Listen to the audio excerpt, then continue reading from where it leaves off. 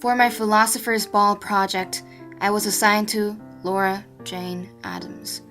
For the last several days, I read about her, wrote about her, and found myself nodding at her philosophies in assent, in admiration.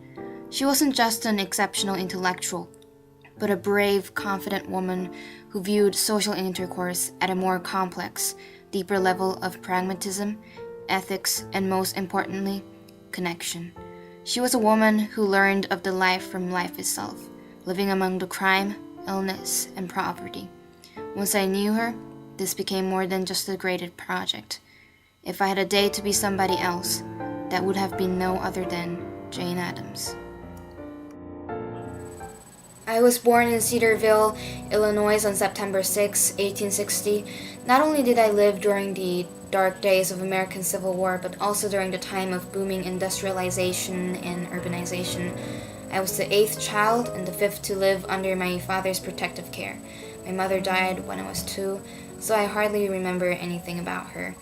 Even though my mother passed away, my father took good care of me. I graduated from Rockford Female Seminary thanks to my father, who believed his daughter should receive education. Then I attended Women's Medical College of Pennsylvania to be a doctor, but I soon left there due to my health. I traveled to Europe for the next few years, and during my second visit in 1888 came the turning point of my life. I never had a clear career path, but when I visited a settlement house called Toynbee Hall in a poor section of Whitechapel in London, I was inspired by it, and consequently my college friend Ellen Gates Starr and I established our own settlement house, the Hall House, at Helsted Polk Streets of Chicago's poor slums. The Hull House, which later became examples of many other settlement houses in America, served Eastern European immigrants around the neighborhood, young working women and children. Besides my work at Hull House, I served in the National Association for the Advancement of Colored People, American Civil Liberties Union, and Women's International League for Peace and Freedom.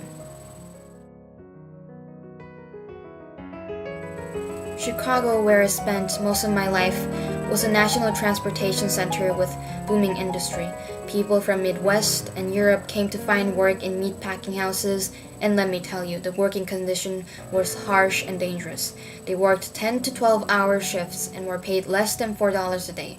Yes, industrialization brought great wealth to the country, but it posed serious issues like worsened poverty, economic disunity, and social division.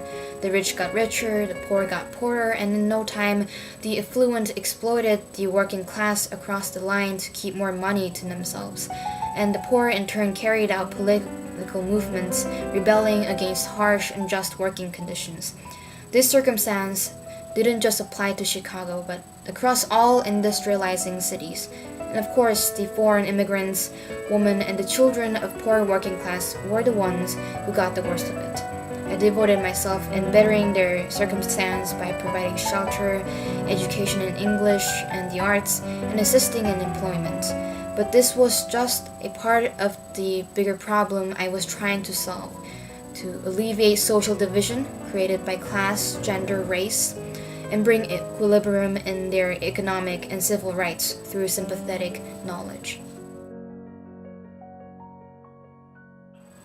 Although industrialization brought many ills to society, as mentioned before, I never believed that society must backtrack to its slow, isolated times before the Industrial Revolution. Reminiscing about the past and refusing the dramatic changes at hand is no way to overcome the problems posed and ultimately bring social progress. People must overcome them and adapt to the changes. When I say social progress, I believe in the social progress of all, not few. The monopolized social progress marked by social gains of few is not the social progress I talk of. That is why I believe in the work of the unions. Their effort to improve working condition is ultimately going to benefit everyone.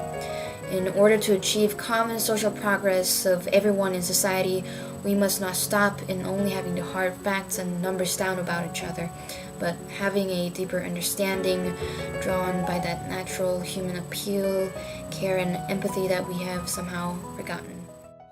I mean, look around us. Haven't we just lost that simple and almost automatic response to the human appeal, that healthful reaction in the process of being educated? That science, history, and all other subjects of education have merely been reduced to tools for our personal goal and success? Just haven't we forgotten that the knowledge we've learned is interconnected with our lives and others? Being a child of a well-off family, I couldn't have understood the condition that the oppressed working class was in. Although I sympathized them, I was always an outsider.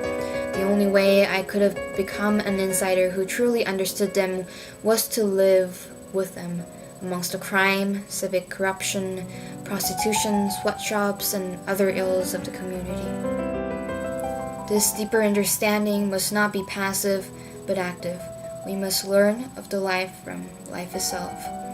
When deeper understanding achieved by such sympathetic knowledge reinforce social connection, our caring moral actions bring social progress as a whole. This social progress wouldn't just be present in observable, measurable aspects such as financial state and civil rights, but also in empathetic morality and intimate connection. The desire to improve and assist others' living conditions will eventually enable democracy to be practiced in social intercourse, lateral progress. Toynbee Hall and its warden Canon Barnett greatly influenced my ideas. It was really the turning point in my life. When I went there and saw what they were doing, I knew what I needed to do.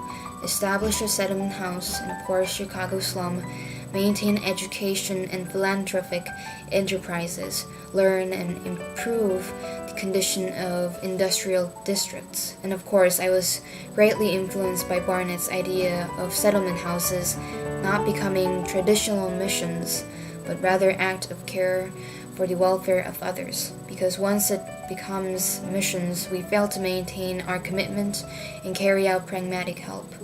Besides Toynbee Hall and Barnett, John Ruskin greatly influenced philosophies I practiced at Hull House. I've come to share many of his ideas, reinforcement of human bond through art and cultural insights, and value of labor as an honorable way of self-actualization.